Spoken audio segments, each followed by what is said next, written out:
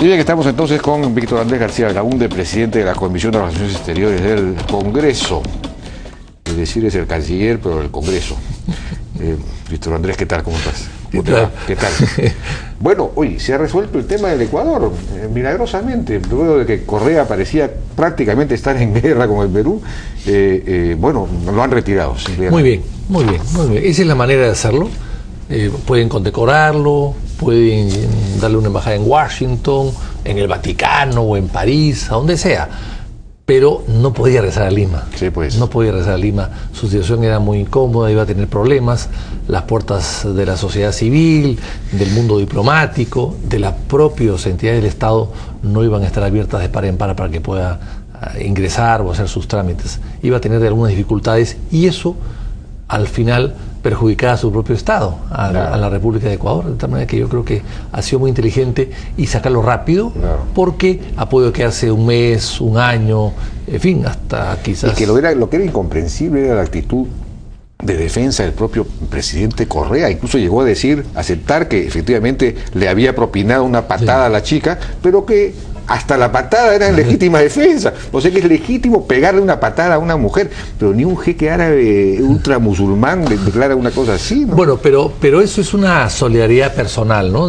Hay que recordar que... ¿Personal? Sí, hay que recordar que Correa hizo una poda tremenda del servicio diplomático peruano, ecuatoriano, y dejó solamente a 4 embajadores. Uno de ellos era Río Frío. Ajá. Y a él, que lo consideraban de los 4 el mejor, lo mandó a Lima. Entonces era la estrella un poco de Ecuador. No podían pues dejarlo caer tan fácilmente y sin ningún tipo de atenuantes, ¿no? Bueno, aquí hay justo, nos acaba de llegar un comunicado del Perú, del Ministerio de Relaciones Exteriores del Perú. El Ministerio de Relaciones Exteriores, en conocimiento del término de funciones del embajador de Ecuador en el Perú, Rodrigo Río Frío, reafirma la solidez de las excelentes relaciones bilaterales entre Perú y Ecuador, así como la firme determinación del gobierno peruano de seguir fortaleciéndolas en beneficio de los pueblos de ambos países. Al mismo tiempo, el Ministerio de Relaciones Exteriores informa que el embajador Javier León Olavarría, quien a lo largo de su destacada carrera diplomática ha tenido un desempeño profesional y personal ejemplar, asumirá en breve un alto cargo en la Cancillería. Su sucesor como embajador del Perú en Ecuador será designado oportunamente. O sea que el Perú también ha tenido que retirar a este embajador que era muy bueno. Sí. Bueno, eso me parece que es una negociación débil, indecorosa. Indecorosa. Porque hasta el mismo Correa decía que él quería mucho al embajador peruano, que era su gran amigo, gran profesional, y no tiene sentido de que lo retiren. Yo creo que se le ganó a Correa. Es la salida honrosa o digna que ha buscado Ecuador de un impasse protagonizado por su embajador en Lima, ¿no? Qué horror, francamente. Pero en fin, en todo caso, Javier León debe estar satisfecho de que ha hecho una buena labor y podrá irse de repente a Caracas. Yo lo mandaría a Caracas. El lugar arraigada. Es más arraigada, que es un desastre. Claro, eso puede ser, ¿no? Un paso. Sí, yo lo mandaría a Caracas, donde creo que lo va a hacer muy bien. Qué buena idea, qué buena idea. Ahora, claro, ahora este asunto en general fue manejado, lo de Ecuador, digo, no fue bien manejado por la Cancillería, ¿no? Es decir, debió actuar de una manera mucho más diplomática, más discreta. Sí, claro, el tema es que nadie se imagina que es un caso creo que inédito en el mundo diplomático, que un embajador que está haciendo unas compras de jamonada acabe siendo bofeteado, que le jalan el pelo. Le jalan el pelo después de que él reaccionó fuerte, pasó al ataque, el embajador pasó al ataque. Así es. Y después acaban pues con patadas, etcétera, ¿no? Entonces nadie se imagina que un diplomático que está entrenado para todo tipo de contingencias, para todo, es preparado para cualquier circunstancias, pueda reaccionar adecuadamente. Aquí no reacciona adecuadamente, sino reacciona como cualquier peatón, cualquier ciudadano, cualquier persona. Claro, pero la Cancillería peruana sacó un comunicado público pidiendo el retiro, en lugar de instruir a su embajador para que hable, digamos, a puerta cerrada con el canciller ecuatoriano y le diga, oye, por favor. Eso es lo malo, eso es lo malo porque, pero claro, la Cancillería salió públicamente a decirle, oye, quiero que te vayas, delante de toda la gente, es como una casa, una invitación, llega un invitado incómodo, el dueño de casa se acerca y dice, oye, por favor, retírate, que que no es bueno que estés aquí, pero se dice en privado, y él se va en privado. Claro. Aquí no, aquí delante de todos los invitados, agarras el micro y lo dices, oye, por favor, retírate. Bueno, se ofende la persona. Claro, y eso es lo que ha pasado, se ha ofendido él o el país. Eso se ha debido manejar por cuerda interna. Ahora, también es cierto que, producido el hecho, algunas ministras de este régimen salieron a descalificar al embajador y ya con todos los objetivos posibles a maltratarlo, ¿no? La ministra de la Mujer, ¿no? Exactamente. Es decir, sin darse cuenta que eran parte de un gobierno. Claro. No era un tema de mujer ni de género, era un tema de relaciones binacionales con un país hermano, vecino y buen vecino finalmente. Entonces, claro, eso quizás haya llevado a la Cancillería a tomar una serie de actitudes arrastrado un poco por las declaraciones iniciales del propio gobierno, porque una ministra, cuando habla también en nombre del gobierno. En nombre del gobierno, claro. Bueno, lo otro insólito que ha ocurrido son estos tweets del embajador Raigada en Venezuela, atacando a los parlamentarios peruanos como si fuera él el ministro del Interior o el ministro de Relaciones Exteriores venezolano. Así es. ¿No? Bueno, el caso de Raigada es un caso terrible. Primero porque es una persona que vive hace 35 años en Venezuela. Algunos dicen que tiene inclusive nacionalidad venezolana. No lo sé, a mí no me consta. Pero él vive en Venezuela desde la época del gobierno militar, que llegó a Venezuela a estudiar. Ahí estudió. Luego se ha mantenido, ha hecho negocios allá. Se ha casado allá, se ha casado aquí. Fue acusado de bígamo en alguna oportunidad. Fue acusado de algunos negocios raros y extraños con 2 empresas de allá. Y finalmente se convirtió en el personero de Gana Perú en Venezuela y aportó 33.000 soles a la campaña de Ollanta-Humala, que los ha recuperado en el primer mes de sueldo, por supuesto. Entonces, no era la persona indicada para ser embajador. Claro. No era la persona indicada.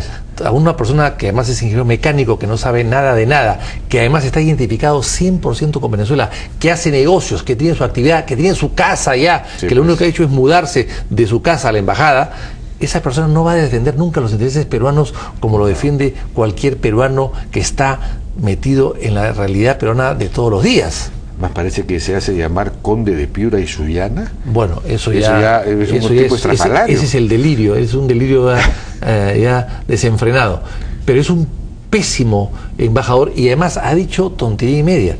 Ha insultado a los parlamentarios, los ha dicho ociosos, intrusos, etcétera, pero también a los líderes de la oposición, no solamente a los parlamentarios, sino en general a quien habla mal de Maduro o del régimen venezolano, él los critica. Entonces, cualquier momento, a Jaime Altaos también es criticado por el embajador de Perú en Caracas, porque él representa a los peruanos, pero no se da cuenta que le paga el gobierno peruano, pero sin embargo está representando los intereses de Venezuela antes que los del Perú. Bueno, la Comisión de Relaciones Exteriores ha aprobado pedir su retiro, ¿no es cierto? Hemos probado pedir el retiro. Claro, nosotros no podemos evidentemente retirarlo. Claro, nosotros somos una comisión del Parlamento. El Parlamento no maneja las relaciones exteriores, ni es ejecutivo, ni nombra a nadie. Pero la recomendación, digamos, engastada en exigencia al gobierno, al canciller, es clarísima. Oiga, este señor no puede ser embajador, está quedando mal al Perú, usted tiene que cambiarlo. Él podría no cambiarlo, se arriesgaría si él no lo cambia a una interpelación o una censura. Esa es la manera que el Congreso puede tener algún tipo de influencia en el canciller para que tome decisiones. Ahora, ¿a qué se debe que el cambio de actitud de Maduro? Porque Maduro, el presidente Maduro, bueno, amenazó con retirar al embajador, anunció que retiraba al embajador del Perú, o llamaba en consulta al embajador venezolano en el Perú, e incluso que iba a enviar una nota de protesta, llegó a decir eso, al Perú por el anuncio que había hecho Rafael Roncayolo, el canciller peruano, de que iba a promover en UNASUR una declaración que pidiera diálogo y tolerancia en Venezuela, ¿no? Y de pronto el propio Maduro ha anunciado que este asunto ya está cerrado. ¿Qué pasó ahí? No lo sabemos. Eso nos lo explicará el canciller el jueves que vaya a la comisión. El señor Raigada por ahí insinúa que él ha hecho gestiones para mejorar esto, ¿no? Y que ya el caso ella lo da por terminado. El canciller no ha dicho que el caso haya terminado, pero el anuncio lo ha hecho el Raigada. Raigada dice que ya el caso terminó. Ya el caso hay que voltear la página, que ya el incidente terminó. Y el canciller todavía no ha dicho nada, él ya se adelantó. O sea, pues es un embajador nefasto, realmente embajador de Venezuela, más bien, pues, así es. Más que embajador del Perú. Pero en todo caso, algo ha pasado ahí, no sabemos qué cosa es. Esperemos que no sea que el Perú o la Cancillería peruana va a retirar la iniciativa de, digamos, de promover una declaración. Puede ser, eso puede ser el canje que puede haber habido. Pero hay que recordar que en la declaración de Maduro, cuando Maduro vino acá con el rabo entre las piernas, casi a rogar, casi a arrodillarse ante los jefes de Estado de UNASUR, a pedir que por favor lo respalden y que vayan todos físicamente al día siguiente a su juramentación, allí en el comunicado se habla de diálogo y tolerancia. Claro, sí, son sí. Dos frases que se hablan en el cuarto punto del comunicado. Diálogo y tolerancia. O sea, Roncavilo no ha dicho nada que no esté en el comunicado. Sí, pues. Además es una manera de alguna manera recuperar alguna clase de imagen o de prestigio de UNASUR, ¿no? Porque las cosas que están ocurriendo en Venezuela pues son realmente notorias, ¿no? Claro, y además y se tiende, hay tres cosas que Maduro se comprometió cuando estuvo en Lima rogando que lo respalden. Primero, al tema de la auditoría, que hasta ahora no la ha hecho y la está haciendo largas. En segundo lugar, a no perseguir a Capriles y a sus opositores, y ya lo está haciendo a través de los congresistas. Y en tercer lugar, a abrir un diálogo. Sí, pues. Entonces, ninguna de las tres ha cumplido. No, al contrario, le está pegando a los opositores, es una cosa increíble.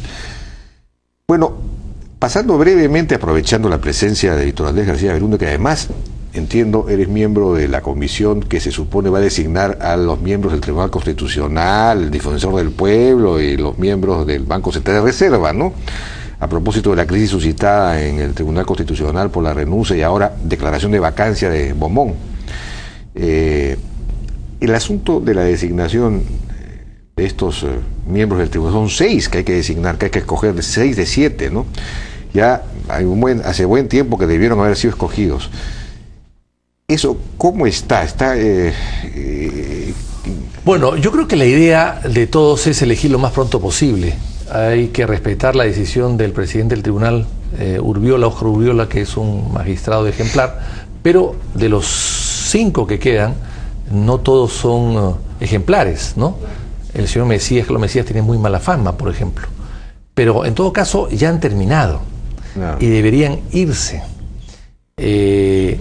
Han adoptado una decisión un poco contradictoria. Primero que renuncian, después que ponen su cargo a disposición, pero lo cierto es que ya están notificados, o ellos se han sentido notificados, y en buena hora que sí sea, que el 15 de junio se van y que el 15 de junio 5... No, es que ellos han debido irse, mejor dicho, su periodo ya terminó hace tiempo. Por supuesto que sí, han debido renunciar cuando se vence el periodo.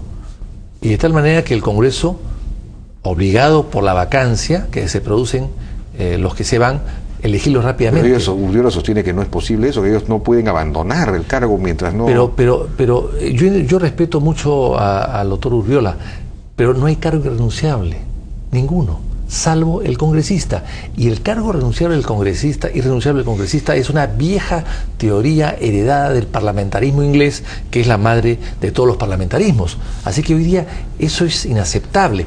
Todos pueden irse, nadie puede, es decir, la esclavitud no existe. Ya parece Castilla. Que la ley orgánica se dice que no se puede renunciar. Pero es para hasta que llegue, hay que interpretarla bien, hasta que llegue el próximo, que llega pues rápidamente, pero no por 4 años. ¿Qué posibilidades hay de que se pongan de acuerdo en el Congreso? Yo lo único que he visto es que en el caso de la Alianza por el Gran Cambio, ellos parece que tienen una lista de 3 o 4, según ellos, los mejores, en fin, dentro de ellos Domingo García Belaúnde, dicho sea de paso,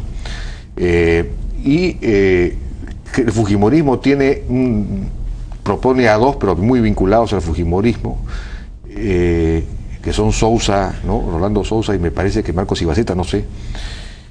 Y pare usted de contar, creo que gana Perú, está pensando en Samuel Abad y en un tal Gorky González que no sé quién es. ¿Cómo va a funcionar esto? Es decir, va a ser complicado. El primer acuerdo que hemos tenido en la comisión que vamos a elegir a los sucesores de los 5 precarios, o 6 en este caso, es no hablar de nombres. en público.